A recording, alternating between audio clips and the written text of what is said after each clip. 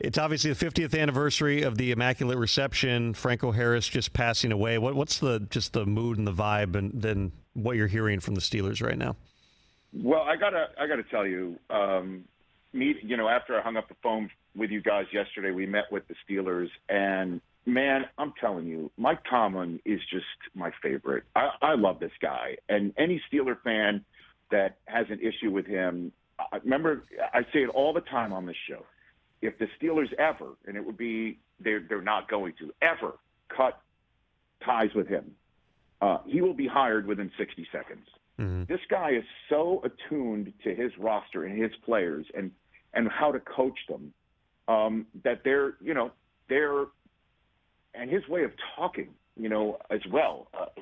I wrote a couple of his quotes down talking about how these guys, they're young, and he's, it's been a challenging season about how young this team is, that there's a certain amount of, I wrote this down, he said, there's a certain amount of misery developing young talent and units.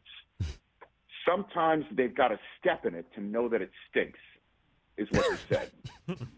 And I just, and the way he says it, too, guys, when he delivers it and he just looks at everyone in the eye as he says it, in his philosophy about coaching, he's like, there's no secret sauce.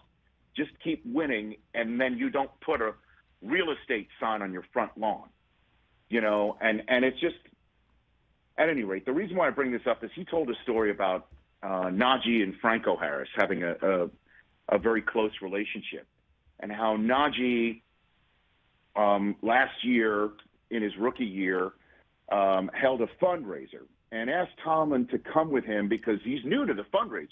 He's new to fundraising and being the guy in the room and making sure he's available to everybody. It's a rookie campaign for everything on and off the field. But he reached out to Tomlin and asked Tomlin to come and be at his hip that night to basically help him, navigate the room and meet people and whatever, and be there for him and just help him out. And Tomlin said, "Oh, of course." And he goes, and he says about 15 minutes into the night, unannounced, Franco Harris and his wife walked in the room. And Franco wanted to be there for Najee on this night and was at his hip. Tomlin was on one hip that night, and Franco was on the other hip that night to be there for Najee and walk around. And he stayed till the very end. And the thing that he said about Franco is, he said Franco was one of the sweetest guys, and he was never in a hurry.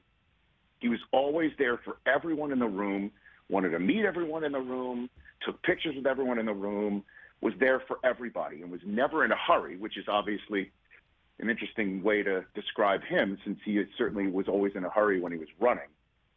It's just going to be a really emotional night, a moving night that they showed the Immaculate Reception to the young players to let them know what it is. And by the way, McDaniels did the same thing for the Raiders.